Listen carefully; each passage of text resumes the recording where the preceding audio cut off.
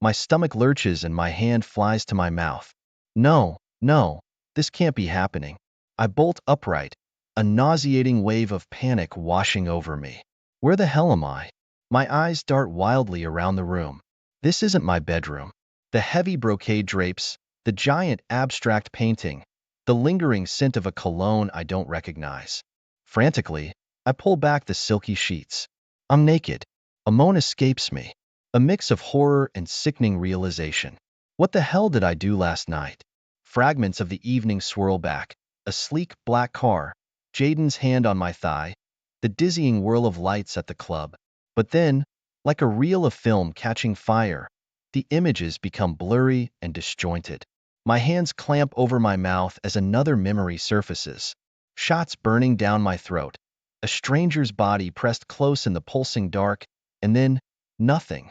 It hits me like a truck, a blackout. My heart pounds like a frantic drum solo, my breath coming in ragged gasps. How could this happen? Me? Responsible? Married me? My gaze falls on the bedside table, and I freeze. A sliver of something catches the light, just peeking out from beneath a magazine. A watch. A man's watch. Panic transforms into ice water in my veins. Jaden's words come back to me, whispered in the haze of the club. Let's get out of here. Did we? No, surely not, but I don't even want to finish the thought. My eyes sting with tears, a hot rush of shame flooding through me. I have to get out of here. I scramble for my clothes, the fabric feeling rough and unfamiliar.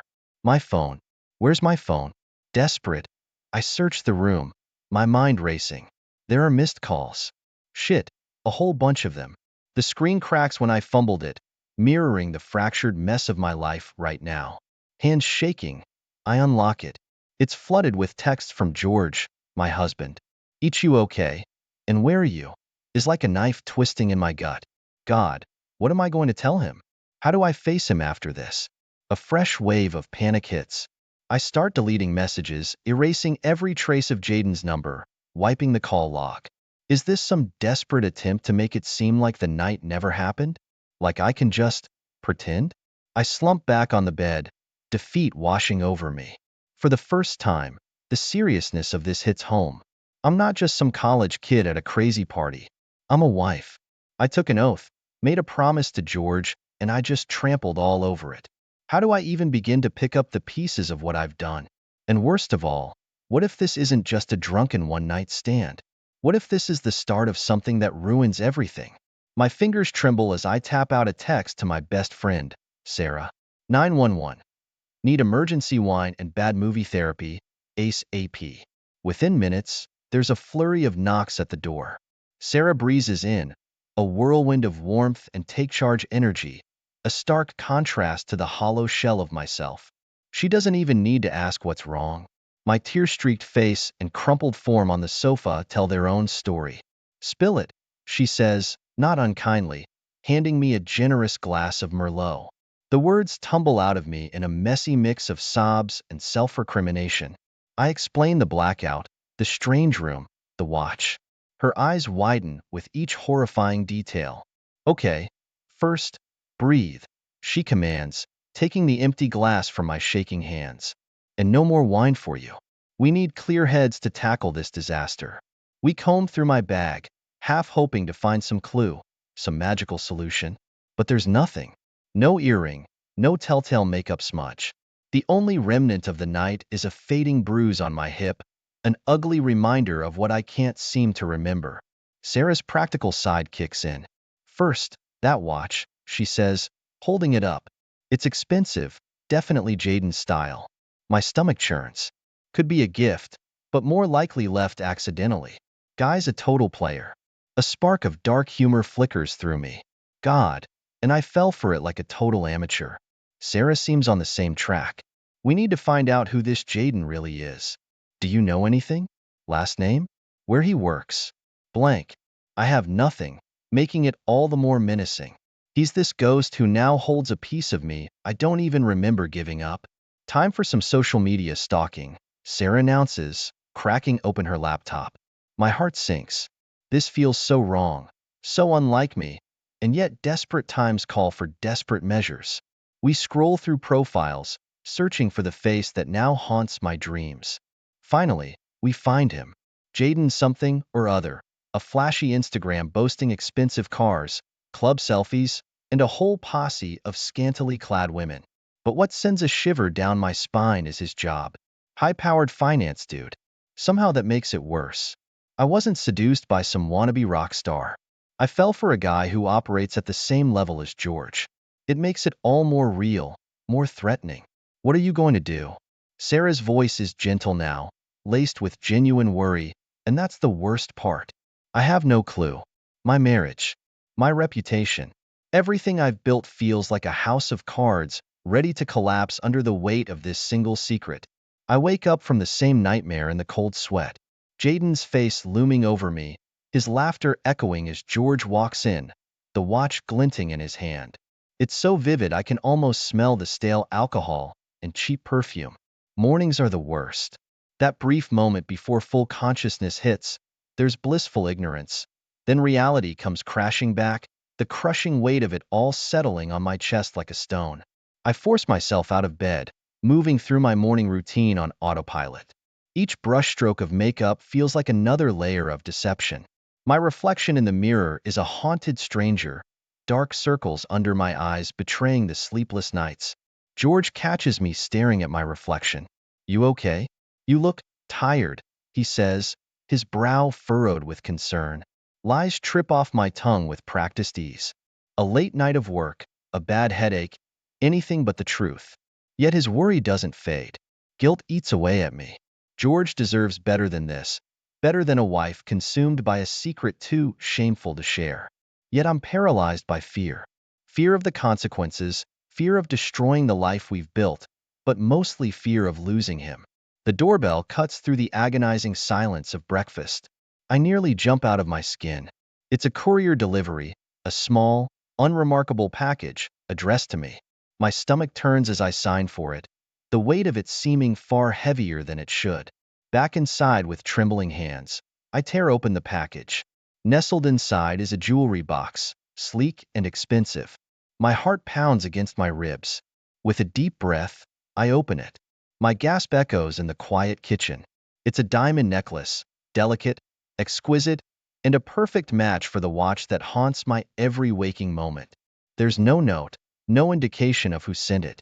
Just another chilling reminder that Jaden is out there playing a twisted game, only he knows the rules too. A wave of nausea crashes over me. I can't do this. This constant state of terror, the lies piling up, it's suffocating me. Desperation fuels a reckless impulse. I grab my bag, toss in the bare essentials. One look at George's kind, unsuspecting face, and my resolve wavers. But then the image of the necklace flashes through my mind. A glittering noose just waiting to be tightened. Before I can overthink it, before doubt consumes me, I slip out the door. There has to be a way out of this mess. And if there is, I have to find it, no matter the cost. My hands shake as I dial the number. I found it buried in Sarah's phone, scrawled on a crumpled napkin after a girl's night out a few years back. A private investigator, she swore by. This feels so absurd, like something out of a bad crime drama. Yet here I am, the sound of the stereo ringing filling the silence of my car. Peterson Investigations, a gruff voice answers. I clear my throat, my voice barely above a whisper. I think I need your help. The next few hours are a blur. I meet him at a nondescript coffee shop, the kind of place where nobody would look twice at two strangers having a hushed conversation. Mr. Peterson is unremarkable, blending into the crowd with his faded jeans and worn-out briefcase. But his eyes are sharp, missing nothing. I tell him everything. The blackout, the watch, the necklace. He listens intently, scribbling notes in a small, leather-bound book.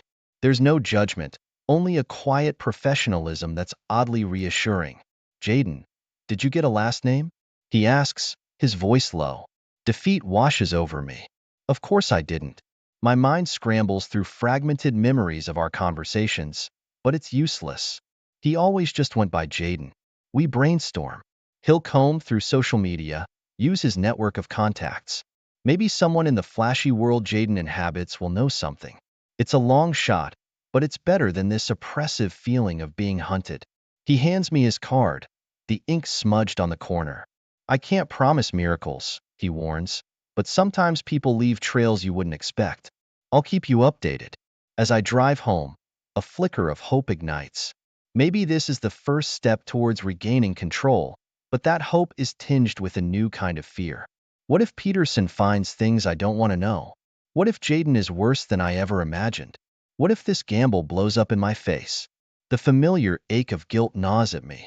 George is at home, probably setting the table, expecting smiles and light conversation. The thought of walking through that door pretending everything's fine makes my stomach clench. But what's the alternative? Tell him the truth? Destroy everything? A wave of despair crashes over me. I pull over, burying my face in my hands. How did I get here? How did my life turn into this tangled mess of lies and fear? I just wanted to stop, to wake up from this nightmare. But there's no going back. Only forward, into the heart of whatever storm I've unleashed. My hands are still shaking hours later when I unlock my phone in the hotel bathroom. The sterile lights reflect harshly off the tile, making my pale face seem even more gaunt. I don't recognize the woman staring back at me. It started with innocent curiosity. Just to put a face to the name, I told myself, scrolling through Jaden's perfectly curated Instagram feed. There he was, smiling on a yacht at a swanky club opening, surrounded by beautiful women who seemed to hang on his every word. It was like poison. Each image fueled the craving, the twisted desire to feel those hands on me again, to drown in the thrill of the forbidden. Shame and disgust warred with a reckless impulse. I sent him a message, just a brief one. Remember me? The chime of his reply jolted me back to reality. It was short, a cocky smirk in pixels. Of course, beautiful. How could I forget? My heart pounded. Part of me wanted to toss my phone across the room, block him, and regain some shred of sanity. The other part, it thrilled at the attention, longed for his validation. The lies to George came easily, a practice script I hated myself for mastering. A sudden work trip, an urgent client meeting in the city? He bought it all. His trust in me a dagger in my gut. The hotel room feels both luxurious and suffocating. Fine silk sheets, plush carpets, none of it matters. I'm not here to enjoy any of it. This is a prison of my own making. Every opulent detail mocking the mess I've become. I pace the room, the watch ticking a deafening countdown in my head. My reflection in the floor-to-ceiling mirror catches my eye. I'm dressed in an outfit that feels completely foreign. Something slinky and revealing, chosen to please him, not myself. Disgust rises in my throat. What am I doing? What kind of monster have I become? George deserves so much better than this. Better than the shell of a wife who sneaks around and craves the touch of another man. Yet I'm frozen, trapped between a desperate desire to escape and the terrifying knowledge that with each step I take, there might be no going back. There's a knock at the door. It's him. Suddenly the fear is all-consuming. This isn't some intoxicating blur fueled by too many drinks. This is a conscious decision, a cold and calculated betrayal. I'm about to detonate the life I've built, all for a thrill that will likely leave me empty and even more shattered. I wake up on a pile of scratchy blankets, my head pounding. It takes a moment for the fog to clear, and then an icy dread washes over me. This isn't the plush hotel room, it's a warehouse. The same musty smell of old fabric and dust hangs in the air, a sickly echo of that first night with Jaden. Panic surges through me as I scramble to my feet. Clothes are strewn across the concrete floor, mine mixed with Jaden's, a mess of silks and discarded ties. The image sends a wave of nausea through me. How did I let this happen again? Last night is a hazy blur of tequila shots and Jaden's hands roaming my body as the music pulsed through me. Then I remember the flash of a camera. Not a phone camera, something bigger, more professional. My blood runs cold. Had he photographed us? Was this all some twisted blackmail scheme? My mind races, trying to connect the dots of what I can't remember. Suddenly Jaden stirs beside me, sleep-rumpled and cocky. "Morning, gorgeous," he says, stretching lazily. He seems completely unfazed while I'm on the verge of shattering into a million pieces. "Where are we?" I choke out, my voice barely above a whisper. "Just a little hideaway," he replies, a sly grin spreading across his face. He pats the dusty floor beside him. Come back to bed. The revulsion is a physical blow. I snatch my clothes and stumble towards the door, barely taking time to dress. I'm leaving, I say, my voice shaking. But Jaden intercepts me, his grip surprisingly strong. Not so fast, beautiful. We're not done here. You're sick. I spit at him. This is over. Whatever game you're playing, I don't want any part of it. His smile turns predatory. Oh, I don't think that's up to you anymore, he says, his voice low and menacing. A chill runs down my spine. Suddenly, the man who seemed so charming just hours ago feels like a stranger, a dangerous one. I try to shove him away, to force my way through the door, but he doesn't budge. Let go of me, I scream, fear and desperation clawing at my throat. And then I see it, a flash of metal glinting in his hand. My heart stops. He's holding the watch I thought I had safely hidden. How did he get it? The implications swirl through my mind, a sickening realization dawning on me. Had he been in my house? This wasn't about a casual affair. This was something far more sinister. The shower runs scalding hot, but it does nothing to wash away the grime clinging to my soul. Jaden's touch still burns on my skin, a phantom sensation mingling with the self-loathing coursing through my veins. I scrub at myself until my skin is red and raw as if I can somehow erase the night from existence. Stepping out of the shower, I catch a glimpse of myself in the fogged mirror. My eyes are huge, filled with terror. It's the face of a woman who's lost, who doesn't recognize the person she's become. Where's the happy, confident wife? The woman George fell in love with? She's been replaced by this liar, this destroyer. I slip into jeans and a hoodie, something to hide in. The house is eerily silent. It's just as well I have no words, no excuses left.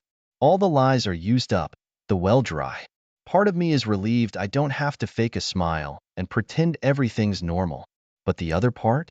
It aches, knowing that the sweet comfort of our morning rituals might be gone forever. It's on the kitchen counter that I see it. George's briefcase, something he never forgets. My stomach lurches. Had he come home? Discovered something? Did he leave for good? Fear twists its icy fingers around my heart. Then, nestled beside the briefcase, I see a small box. My name is written on it in George's familiar scrawl. Trembling, I pick it up. It's light, but my breath catches as I lift the lid. Inside, on a bed of satin, is the watch. My stomach drops. It's been polished, the gleaming silver somehow mocking. Has Jaden been here? Did he leave it as a threat, a twisted taunt? My mind races, trying to make sense of the impossible. Panic fuels a desperate search. I tear through the bedroom, dumping out drawers, searching for any sign of intrusion. But there's nothing. No broken lock, no disarray. Only the watch sitting innocently, damningly, on the counter. Finally, I collapse on the bed, the watch burning a hole in my pocket. It's only then that I remember the camera flashes from the warehouse, the chilling implications setting in. George has photos, he knows. Suddenly, the front door swings open. George bursts in, eyes wild. He doesn't look angry, just devastated. My heart cracks, mirroring the brokenness reflected in his eyes. We stand there, frozen in a terrible tableau, the truth a yawning chasm between us. I found this at work, he rasps, his voice barely a whisper. He holds up a sleek black envelope. The knock on Jaden's apartment door is heavy, fueled by equal parts desperation and fury. It swings open, revealing his smug grin. For a second, a surge of loathing overpowers the fear twisting in my gut, and I almost punch him in his perfect, smirking face. Where is it? I growl, shoving past him into the apartment. He feigns innocence, hands raised, the picture of nonchalance. It makes me want to scream. Where's what, beautiful? You dropped by unannounced. At least let a guy offer you a drink first. His voice drips with sarcasm and something else I can't identify. The watch. I hiss, my control slipping. Stop playing games, Jaden. Give it back. My hands shake as I tear through his apartment. Cushions fly. A lamp nearly gets knocked over. I'm a tornado of panic and rage, the room a swirling blur. It has to be here, He wouldn't dare leave without incriminating evidence. But Jaden just watches, amusement flickering in his eyes. I finally collapse on his couch, defeated. What do you want? I choke out, voice thick with unshed tears. Relax, he says, sinking down beside me, his arms snaking around my shoulder. I recoil, but he holds me fast. You wound so tight. Beautiful. No wonder you needed a little escape. The casual intimacy of it sends a shiver down my spine. Don't. I snap, squirming from his grasp. This isn't some game, Jaden. You're going to ruin my life. His smile fades. Maybe, he shrugs. Depends on how you play your cards. An icy dread washes over me. This isn't about a watch anymore. This is a threat, cold and calculated. You want money? I try, my voice barely above a whisper. How much? He laughs, a harsh sound that grates against the pristine silence of his apartment. Money's boring, he says, his eyes burning into mine. I want something far more interesting. He leans closer, his voice dropping to a low purr. I want you. Revulsion and fear collide within me. I take a step back, my legs unsteady. This is over, I manage to say. Whatever you thought this was, it's over. Jaden stands, a predatory glint in his eyes. You sure about that? One word from me, one tiny little photo, and your precious little life goes up in flames. That sweet, perfect husband of yours won't be so understanding once he knows about us. My breath catches in my throat. This is beyond blackmail, beyond anything I could have imagined. My hands ball into fists, nails biting into my palms. I need to get out of here, to run as far away as possible.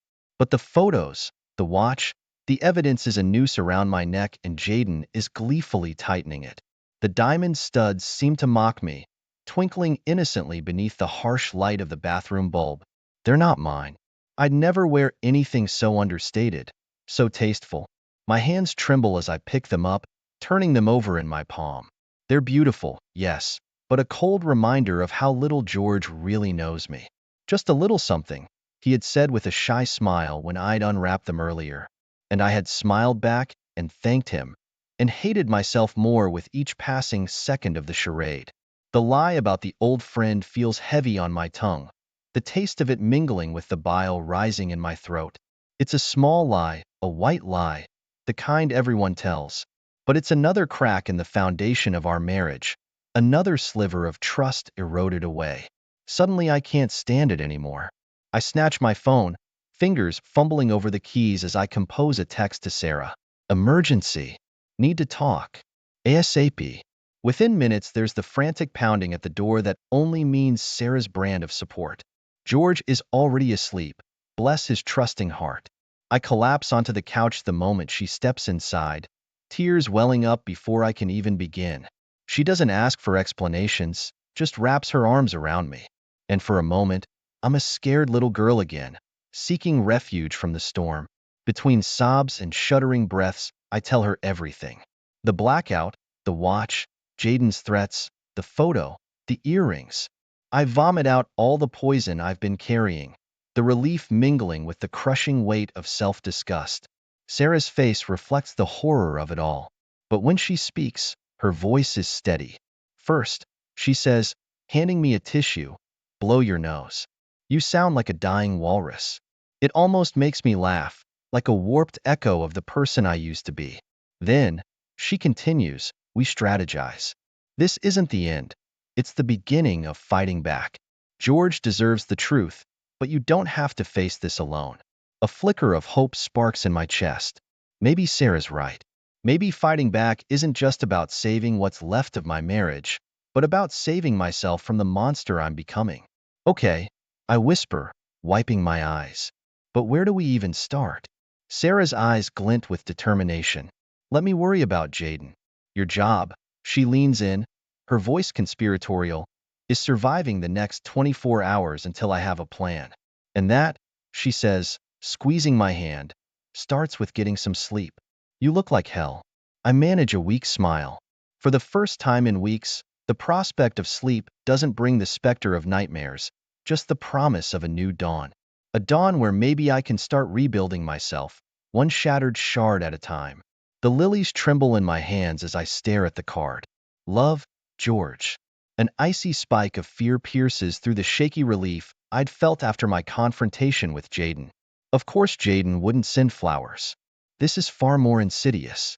A wave of nausea crashes over me. Jaden knows. He knows about the earrings, about George's innocent gift, about my lie. This isn't just a threat. It's a declaration of war.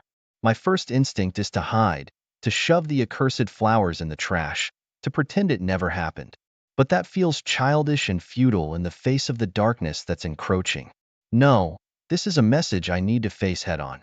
I place the lilies carefully on the kitchen counter, their sickly sweet scent filling the air, the perfect backdrop for the storm brewing in my soul. This is a battleground and I can't afford to cower. Yet the thought of telling George the truth, of watching the devastation unfold in his eyes, feels like stepping into a firing squad. Minutes turn into hours as I pace the room, a caged animal. The weight of the watch in my pocket feels unbearable, not just the physical object but the symbol of everything I've shattered. I want to toss it out the window, to hurl it into the sea, and pretend it never existed. But I need it.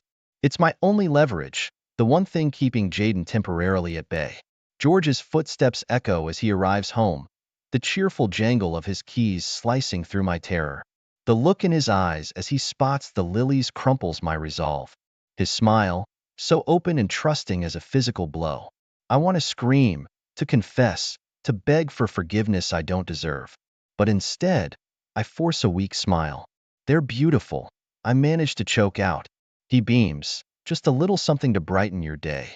The guilt crushes any remaining resistance. It's time. George. I start, my voice barely above a whisper. But then his phone rings. It's just a work call, a minor interruption, but it feels like a stay of execution. The words catch in my throat. Not here, not now. But where? How? I'm out of time. George hangs up, looking concerned. Everything okay? We need to talk. I finally manage, the words heavy in the silence of the kitchen. The lilies loom between us, no longer innocent, but a symbol of betrayal and the terrible confession to come. The diamonds around my neck feel like ice, cold and unforgiving against my burning skin. George's gaze is warm as he clasps the necklace. His touch, gentle. He loves me. He trusts me. And I'm repaying him with the cruelest betrayal imaginable. Every kind word, every smile is another nail in the coffin I'm building for our marriage. The walls seem to close in, the air thick with the lies I'm choking on. I want to rip the necklace off, fling it across the room, scream the truth until my lungs give out. But the terror, the fear of losing everything paralyzes me. George heads into the kitchen to grab us drinks, leaving me alone at the vanity. His reflection in the mirror catches my eye. He's oblivious, happy in the carefully constructed world I've built. A world balanced on the thinnest of threads. My own reflection is barely recognizable, a pale, haunted mask. You look beautiful, George says as he re-enters, handing me a glass of wine. My stomach churns. Did you have a good day at work, sweetheart? It's a loaded question, an invitation to more lies or a chance to come clean. My voice cracks as I try to respond. Fine, tiring. That night, as George sleeps soundly beside me, I lie awake, my pulse pounding in my ears, my phone buzzes on the nightstand, caller ID unknown, my heart lurches. Is this it, the final blow? With trembling hands, I answer. It's Sarah. Her voice is tight with worry. Are you okay? Has he done anything? Not yet, I whisper back, my voice barely audible. But he knows. He knows about the earrings. Sarah's sharp intake of breath echoes my own horror. How? She hisses. He sent me flowers, Sarah, lilies. The absurdity of it all chokes out a desperate laugh. That's sick. Sarah starts, then trails off. Listen, I've got a plan. But we need to move fast. I cling to her words like a lifeline, a flicker of hope piercing through the suffocating dread. Sarah, with her fierce practicality and unwavering support, is my only anchor in this storm. Tell me, I say, my voice gaining a semblance of strength. What do we do? Sarah's plan is audacious, risky, and quite possibly insane. But in the warped space I'm currently inhabiting, insane feels like the only option. My hands tremble as I fasten the earring, my gaze fixed on the warped reflection in the mirror. Is this what I've become? A hollowed-out shell of the woman George loves? A woman capable of such monstrous betrayal? Ready? George's voice jolts me back to the present, his smile genuine and blinding. He's standing in the doorway, looking impossibly handsome in his tailored suit. Almost, I squeak out, a desperate attempt to buy myself a few more seconds. But there's no escaping this. Every moment I delay the inevitable is another blow to my already fractured soul. We arrive at the restaurant, the one where we shared our first date, where he proposed, where countless happy memories were forged. The irony is a cruel, bitter pill to swallow. George orders champagne, his eyes twinkling with affection. Yet every touch, every adoring look feels like a hot brand on my skin. With each forced smile, I chip away at the pedestal he's placed me on. I am no queen, merely a usurper in a kingdom built on deceit. Dessert arrives, my favorite creme brulee, the flame flickering like a warning. But just as I raise my spoon, the world tilts on its axis. A murmur ripples through the crowd, necks craning, eyes glued to the entrance. It's him. Jaden saunters in, his gaze landing on our table with a predatory gleam. My heart thuds against my ribs so violently it threatens to crack. He cuts a path through the astonished diners, that sickening smirk widening with each step. Game over. Happy birthday, beautiful, he draws, extending his hand towards me. In it, glinting under the soft chandelier light, is the silver watch. It ticks like a time bomb, each second counting down to the final detonation. Who is this? George stammers, his eyes flashing between me and Jaden in horror. My voice fails me. This is it. The executioner has arrived, and I've handed him the axe. There's no escape, only the agonizing truth spilling forth in a torrent of desperate broken words. The affair, the lies, Jaden's blackmail.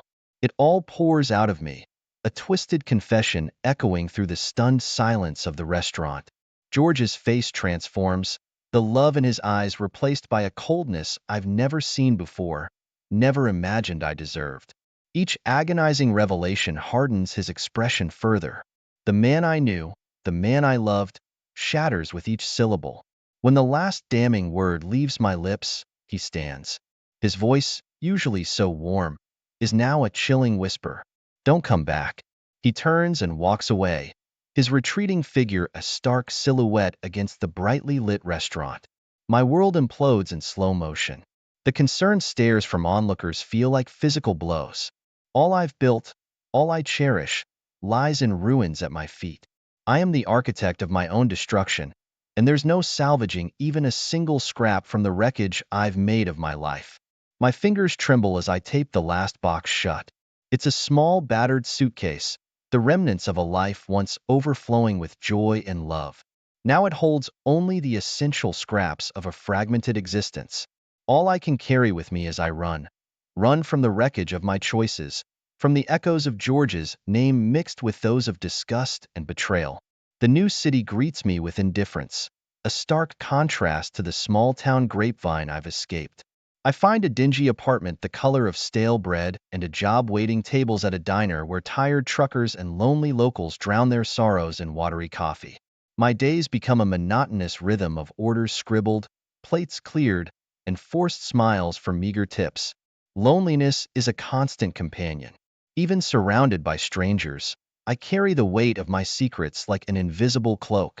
I avoid forming bonds, terrified of the destruction I'm capable of and the fragility of trust I've broken. Time crawls past, marked not by celebrations but the anniversaries of pain.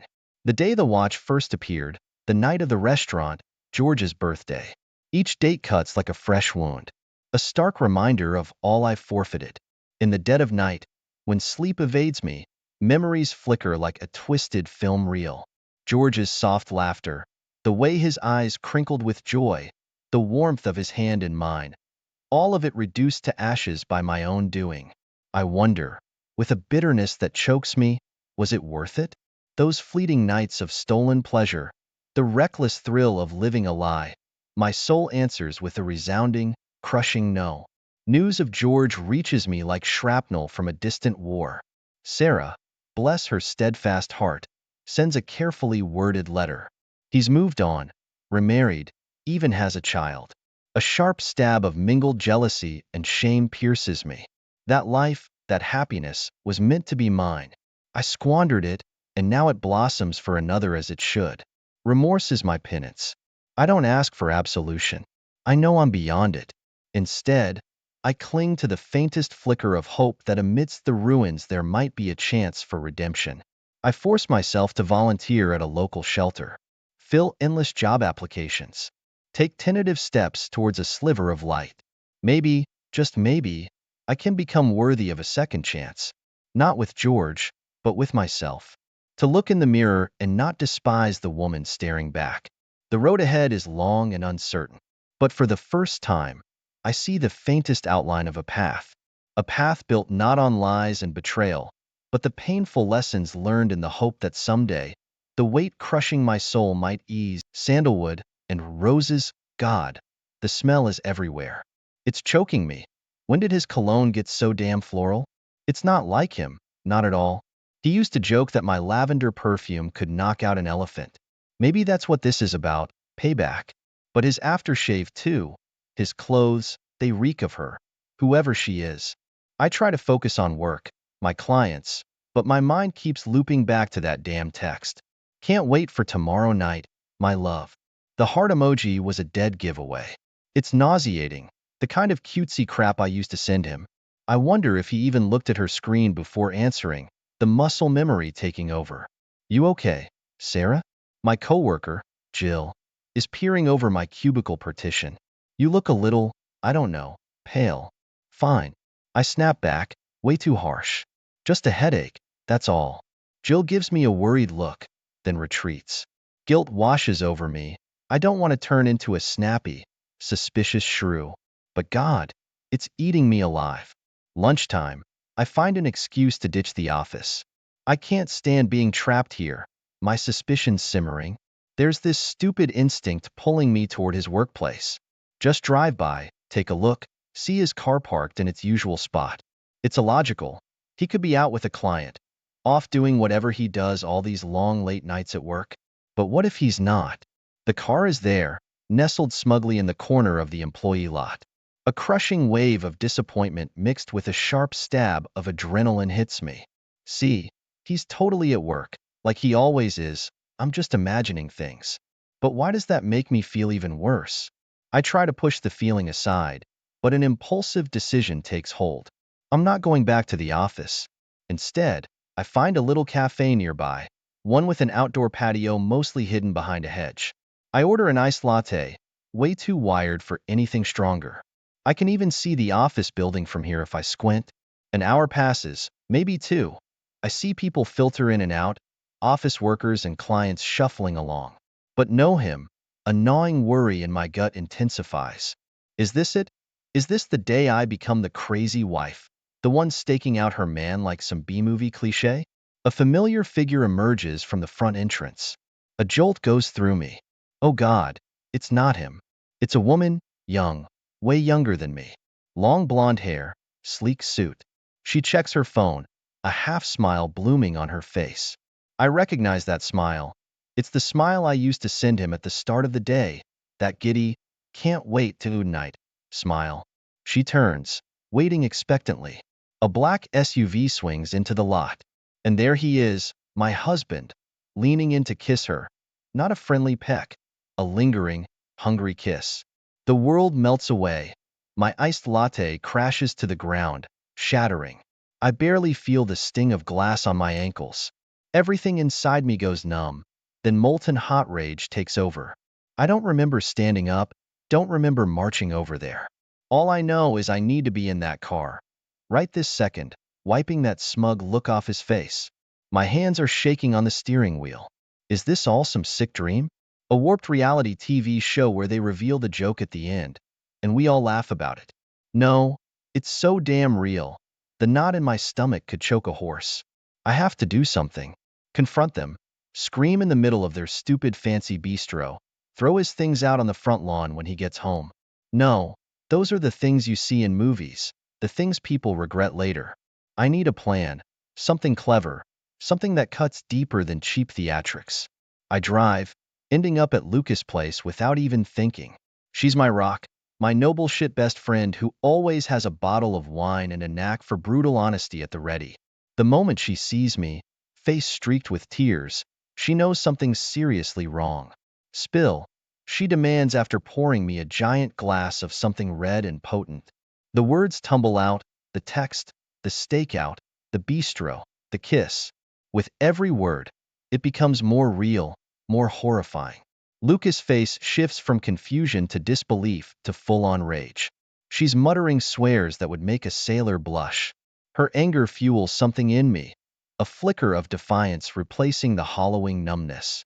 He's not worth a scene. You hear me? Lucas' voice is low, dangerous. Public humiliation is too easy. We need to make him hurt in ways he can't understand. A seed of an idea begins to form. He's always prided himself on his intelligence, his smooth operator act. What if I don't destroy things? What if I take things? His power, his reputation, his smug belief that he can get away with anything. That's how I make him understand. Over the next few hours, a plan emerges.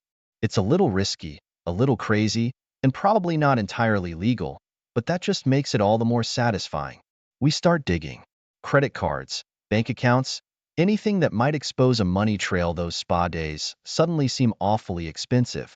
You have to be a ghost, Sarah, Lucas whispers. Don't confront, don't give anything away. He thinks you're clueless. Let him keep thinking it. The thought of him underestimating me, comfortable in his deception, sends a rush of adrenaline through me. I'm playing a part now, a vengeful angel. A text arrives. Him. Working late again. Darling, don't wait up. I nearly hurl but manage a reply. Sounds good. Sleep tight. Game on, I say to Lucy. She raises her glass, a wicked grin spreading across her face. Game on. A few days later. He's gone all day, some big conference or whatever. Time to move. I've hired movers. They think I'm just redecorating, that I want to gift him with an empty house when he gets back. Well, he's not wrong about the gift part. I supervise, strangely calm. All our stuff, the furniture he picked out, the stupid modern art I never liked, loaded into the truck. But I leave traces. His favorite golf clubs stay, cropped against the wall where he always tossed them. A framed photo of us, smiling on some long-forgotten vacation, is prominently displayed on the bedside table. As they drive away, a wave of doubt hits me. What if this is too much? What if I'm going to regret this? Then I remember the bistro, the way she looked at him, and the fire ignites again. He's going to regret it, big time. I take the mover's cash, lock up, and walk away. For the first time in days, I take a deep breath without feeling the weight of betrayal crushing my lungs. Tonight, I am a woman on a mission. Tonight, I sleep at Lucy's. Tomorrow, the real fun begins. He's canceled his flight. Lucy's voice crackles through the speakerphone. I'm in her office on lunch break, adrenaline pumping through me. Ever since the movers left, every chime on my phone has been like a countdown to detonation. What? My breath hitches. But his big conference, he was supposed to present something. Apparently not anymore, Lucy says. There's a hint of glee in her voice she can't quite hide. The office admin just emailed. Something vague about a family emergency. Something clicks in my mind. Not an emergency with his family, no. The emergency is her, the fallout, the sudden realization that his carefully hidden world is crumbling. Panic must be setting in. Good. Let him squirm. Keep me posted. I tell Lucy, and I almost mean it. There's a small part of me that wants to witness his downfall firsthand. See his face when he comes home to an empty house, the terror sinking in. But the stronger me knows I need distance to keep the plan intact. The rest of the workday is a blur. I go through the motions, answering emails, pretending to care about spreadsheets. He calls twice, but I let them go to voicemail. I've switched my phone to silent except for a single number, the private investigator. Lucy texts an update. He's still at the office. Looks like he's clearing out his desk. Bingo. He knows I know, even if he doesn't know how much. The moment the clock strikes 5, I'm out the door. Tonight's mission is critical and requires a change in venue. I drive not to Lucas but to a hotel. One of those discreet ones on the edge of town, the kind no one admits to frequenting. The absurdity of it all makes a twisted sort of sense. I check in, request the blandest, most generic room they have. No lake view, no fancy robes, just four walls and a bed. And the investigator's number, programmed into the landline. When it finally rings, my pulse quickens. Mrs. Anderson? His voice is crisp, professional. I have the information you requested. Shall we meet in the lobby? Yes. Right now. I'm shaking, but my voice sounds strong. There's no turning back. The investigator is a middle-aged man, unassuming. He slides a large manila envelope across the worn coffee table. Everything your husband doesn't want you to know is in here. And just like that, my whole world opens up into a horrific panorama. Photos of them at restaurants, a ridiculously plush hotel room, dates, times, all meticulously cataloged. My stomach does a sickening flip, but I force myself to breathe. Evidence is power. I remind myself. Did you get anything else?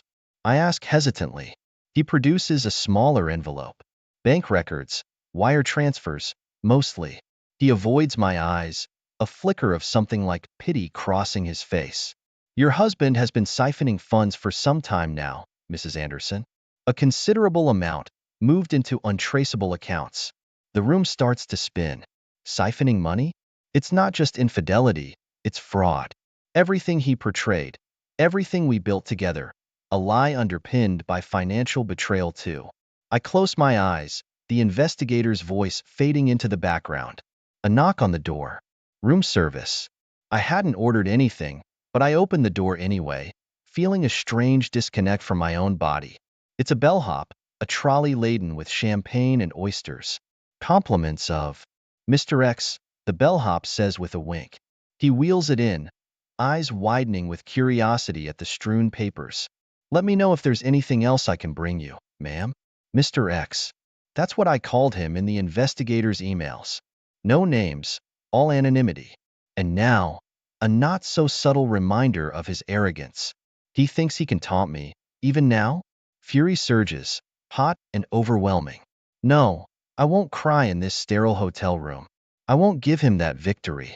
I grab a plate and hurl the oysters against the wall, their slimy residue splattering with satisfying thuds. I'm going to savor his downfall, piece by glorious piece. He has no idea what kind of storm he's unleashed. Every time I look in the mirror now, two women stare back at me. One is the me he remembers, slightly frazzled, focused on domesticity, a little lost around the edges. The other, the one I'm becoming, she's dangerous, all sharp angles and barely contained rage. Getting dressed for the party is like putting on armor. The dress is the color of rage, and it screams unapologetic womanhood. The makeup, the hair, they scream power. I walk out of the salon and into the warm evening air, feeling like a different species. I call Lucy for a ride. Of course, she knows the plan. She's probably more excited than I am. You look like a goddamn warrior princess, Lucy says as I slide into her car, a bottle of champagne chilling on ice in the back seat. Ready for battle? Ready to burn the damn place to the ground, I reply, and there's only a hint of exaggeration in my voice. The party is a swarm of suits and cocktail dresses. Everyone who's anyone in the company is here, a tribute to the grand illusion my husband helped build. The CEO spots me immediately, a surprised look crossing his face. Good, let him wonder. Let gossip begin before any champagne is even spilled. I move through the crowd strategically, making small talk, accepting congratulations about my husband's hard work. It's physically painful to suppress the urge to snarl, to blurt out the truth in one glorious burst. And then I see her. The honey blonde hair, the dress that cost more than my car. She's across the room, sipping something pink and bubbly. Panic flashes in her eyes as she takes me in. She knows something's wrong. He's approaching now, a cocky grin on his face. Darling, you look amazing, he says. Does he not recognize the fury burning behind my smile?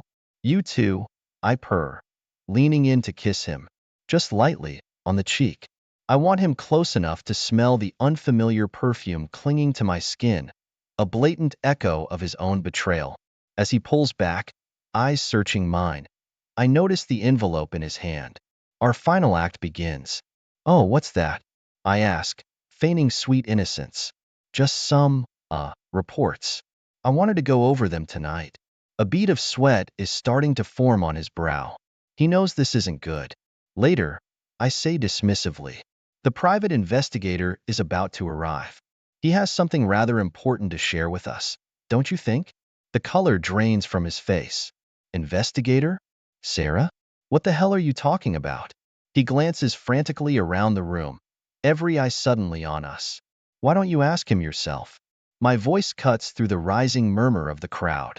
And just on cue, the PI walks through the doors, his presence a shockwave rippling through the room. Mr. Anderson? The PI speaks calmly but loudly. I presume you've been expecting me? He drops the thick manila envelope on the table between us, photos spilling out like evidence at a crime scene. His mistress lets out a gasp, the pink champagne suddenly all over her designer dress. The CEO bursts through the crowd. What's the meaning of this? He booms, his face turning a dangerous shade of red. That's when I finally lose it. All the composure, the careful planning, dissolves into righteous fury. The meaning is, I start, my voice trembling only slightly, that my husband here, he's a liar, a cheat, and probably a thief as well.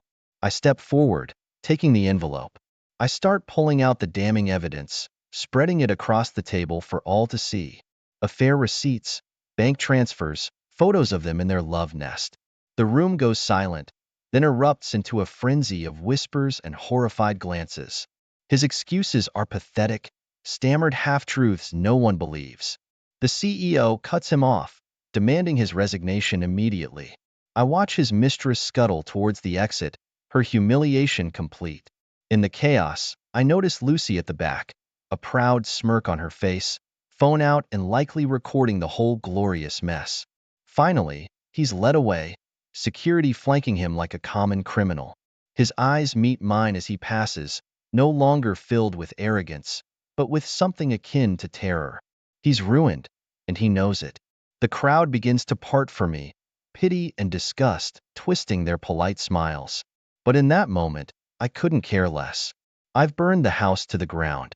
Now is the time to walk out of the ashes and straight into a new life, one of my own choosing. The applause starts slow, a few hesitant claps.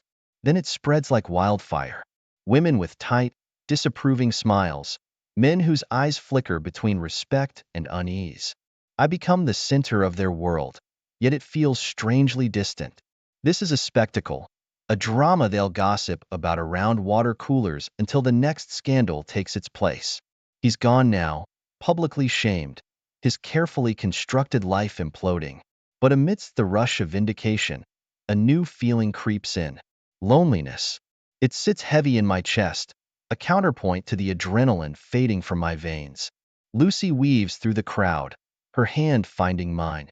You did it, she whispers, eyes ablaze with a mix of awe and concern.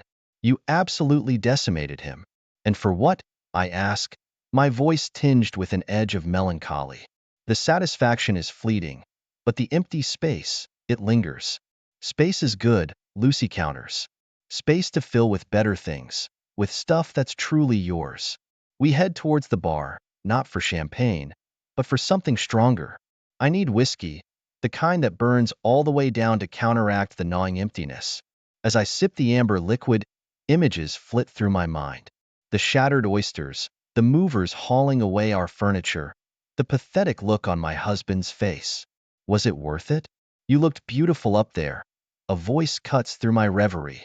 It's a man I vaguely recognize, someone from HR, I think, and strong. I have to say, I admire. He trails off, unsure how to continue. Yeah, what do you admire? I challenge him, the whiskey fueling a reckless edge. Do you admire the deceived wife who went a little crazy? The woman whose husband spent their money on a woman half her age? Or do you just admire the show? His face reddens. Just meant, you handled yourself incredibly. He backpedals, clearly regretting his approach. Handled myself, I repeat, a bitter laugh escaping. Well, let that be a lesson, ladies and gentlemen. If you ever get cheated on, just handle yourself, gracefully. The HR guy stumbles away, a perfect representation of the absurdity of it all. The congratulations, the awkward pity, none of them know. They didn't see me sobbing into a takeout container at 3 a.m., or the stack of bills with no way to pay them. Later, when the party begins to thin, Lucy and I slip out unnoticed. The night air is cool, a welcome relief from the stuffy ballroom. Okay, no more moping, she declares, nudging me playfully. We're off to celebrate your newfound freedom. Celebrate what? I ask, feeling lost and adrift, staring down an uncertain future. My bank account is as empty as my house. Celebrate potential, Lucy counters, her voice firm. You're Sarah, the clever, resourceful one, remember? Your life's not over. It's just taken a left turn into uncharted territory. And sometimes, she pauses, a mischievous grin spreading across her face. Uncharted territory is exactly where the treasure's hidden. Her words spark something in me. Maybe she's right. Maybe this isn't an ending, but a messy, complicated beginning. It won't be easy, but then again, nothing worth having ever is. I take a deep breath, and for the first time in weeks, something approaching hope flickers in my chest. All right, Lucy, I say, straightening up, let's go find this damn treasure. Something's wrong with Lucy's apartment. That's the first thought that registers as we walk through the door. My temporary home for the last few weeks smells different, not bad, just unfamiliar. I pause, nostrils flaring, trying to pinpoint the scent. What is that? I ask, trying to keep the suspicion out of my voice. Lucy's eyes widen, and guilt flashes across her face. I've been burning this new candle. She rushes toward the kitchen counter, her movements a bit too jerky. Since when do you even like candles? I ask, narrowing my eyes. I know my best friend better than anyone else in the world, and she's hiding something. Well, people change, she replies, her voice overly casual. She grabs a bottle of wine and 2 glasses, clearly trying to distract me. My instincts tell me to drop it, but a nagging curiosity takes hold. Okay then, Miss Serenity, I say, crossing my arms. Let's test your newfound love of candles. Where'd you get this one? She hesitates, then points toward a generic-looking jar on the coffee table. It's cream-colored, vanilla-scented probably, nothing remarkable. But then I notice the wisp of smoke curling upward. Something doesn't add up. That candle's not lit, I say.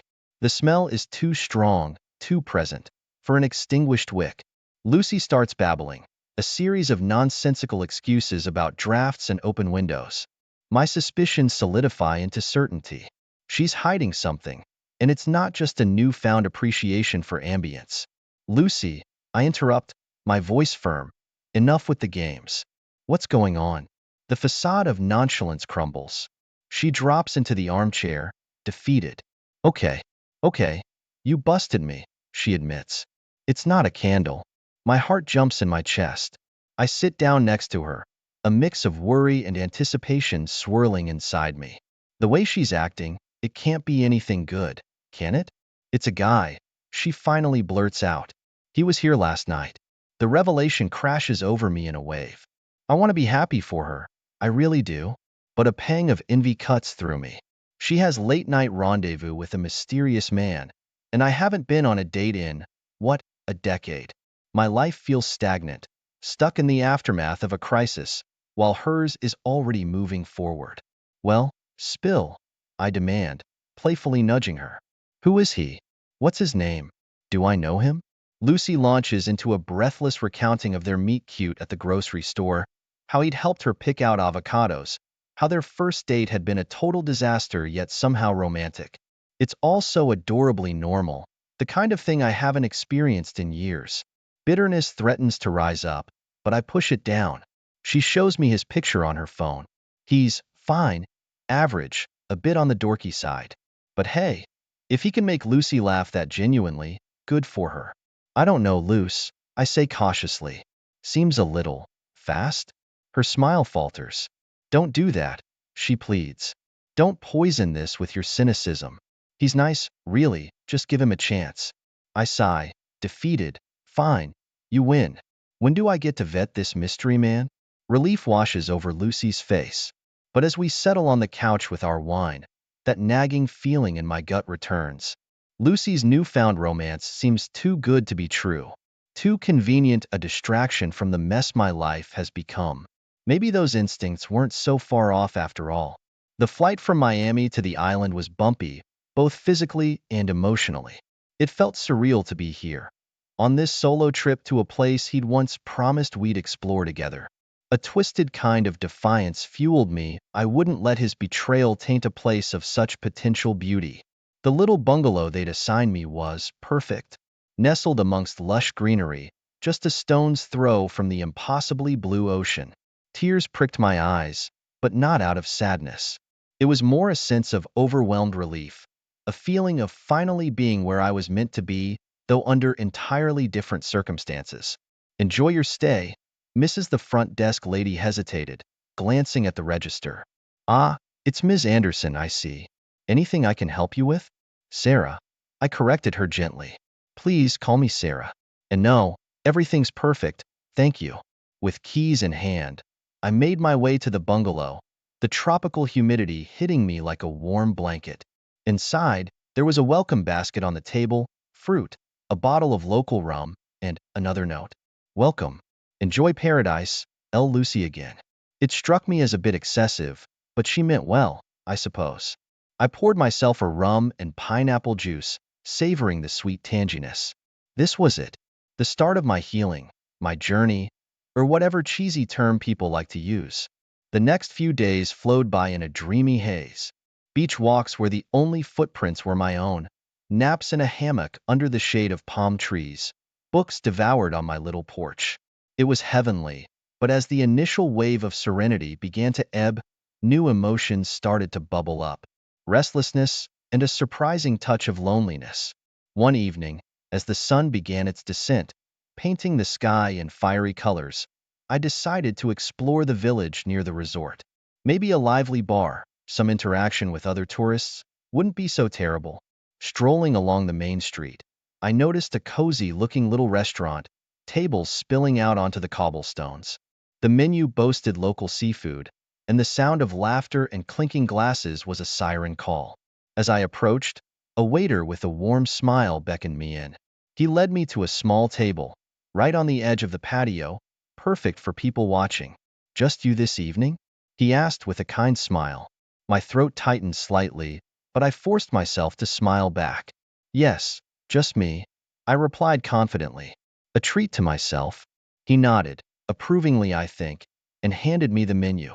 As I scanned it, I became acutely aware of the couple surrounding me. Happy chatter filled the air, along with the scent of garlic sautéed shrimp and clinking glasses of wine. I started to feel suffocated, all these reminders of my now defunct relationship. Rough day, or celebrating something special. A voice startled me from my spiraling thoughts. I looked up to find the waiter standing by, a teasing grin on his face. A little bit of both, I admitted, feeling stupid for getting so caught up in my emotions. He chuckled. Life's like that, isn't it? Ups and downs swirling together. I'm Mateo, by the way. He offered his hand across the table. Sarah, I replied, taking it. His grip was firm, his smile genuine. Sarah, well, if you're up for it, maybe I can help balance out that rough day with some recommendations. What are you in the mood for? An hour later, I devoured some of the freshest fish I'd ever tasted, regaled Mateo with tales of a particularly disastrous first date, and laughed until my sides hurt. As I left, paying the bill and thanking him profusely, it occurred to me that this was the first genuine conversation with a man I'd had in ages. It was refreshing, light, and surprisingly fun. Walking back to my bungalow, a wave of unfamiliar yet welcome warmth washed over me.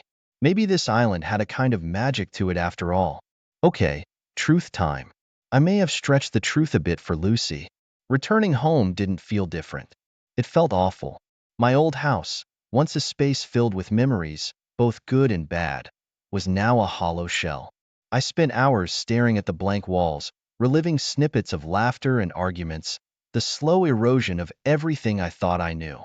The realtor, a kind woman with overly expressive eyebrows, kept calling.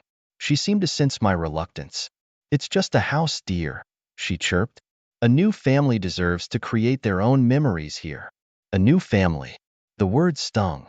Wasn't that supposed to be my family? It was idiotic, I knew, to cling to this inanimate structure. Yet, letting go symbolized another kind of loss. And then, like a beacon in the fog, the job offer landed in my inbox. It was one of those meant-to-be moments when the universe throws you a lifeline. Only it wasn't a lifeline. It was a challenge. The position was senior, miles beyond anything I'd held previously. Could I actually do it? Imposter syndrome reared its ugly head. I called the colleague who'd reached out. Sarah, it's great to hear from you. Honestly, we were blown away when your name popped up. Are you even interested? Interested? Yes. My voice came out stronger than I felt. But, Lisa, I have to be honest. I haven't been exactly at the top of my career game. I trailed off, unsure how to explain a years-long gap caused by marital implosion. There was a silence, then a warm chuckle. Sarah, we both know life happens, she said. The point is, you're brilliant. Everyone remembers that presentation you gave a few years back, the one with those ridiculous pie charts? You convinced the entire board to take a risk. That's what we need now. Tears of relief prickled my eyes. This wasn't pity, it was faith in my abilities. Okay, I said, a spark of my old determination igniting. I'm in. When can I start? A flurry of paperwork, hasty goodbyes to my island paradise, and suddenly, I was back in the city. My temporary home was a cramped studio apartment with an oddly optimistic yellow kitchen. But it was mine, a fresh canvas on a smaller scale. The first day at the new job was terrifying and exhilarating all at once. Surrounded by sharp-dressed, ambitious people half my age, I felt out of my depth. But there was no time for second-guessing. I dove into projects, spreadsheets, and jargon-filled meetings, relearning the vocabulary of the corporate world. It was exhausting but invigorating in a way I hadn't felt in years. One evening, as I trudged home after a particularly grueling strategy session, I spotted a woman standing at the corner, looking completely lost. She wore an ill-fitting pantsuit and was clutching a worn briefcase like a lifeline. An inexplicable urge washed over me. I recognized that look, that bewilderment masking quiet terror. Can I help? I asked her. She startled, then smiled shyly. I'm not sure. I'm looking for. She fumbled for a scrap of paper in her purse, Turner and Hayes. It's my first day, and I'm already hopelessly late. Lucky for you, that's my building too, I said with a grin. Follow me. Walking up those familiar corporate steps with her, I realized something. I wasn't just getting my old groove back. I was becoming someone new, strong, sure-footed, and yes, just a little bit scary, in a good way. Maybe that woman in the mirror wasn't so unfamiliar after all. The Eiffel Tower glitters obnoxiously. It was supposed to be romantic, a symbol of the city of love, yet all it does is remind me how utterly alone I am. It's been a year since I packed up and fled to Paris. A year of grueling French lessons, too many croissants, and an endless stream of faceless Tinder dates. Am I happy? That's what Lucy keeps asking, her voice echoing through my expensive little apartment. Happy doesn't mean the absence of sadness, Sarah. It's about growth. She's quoting some self-help guru again. Don't get me wrong, things are good. The business is thriving. I've even convinced my rusty French accent to behave itself most days. But there's this emptiness beneath the surface, a hollowness that lingers in the early mornings and late nights. It whispers that all the cobblestone streets and fresh baguettes in the world can't heal some wounds. Espresso, madam? The waitress jolts me out of my brooding, and I offer a forced smile. As I fumble for change, my fingers brush against the worn leather of the miniature notebook I carry everywhere.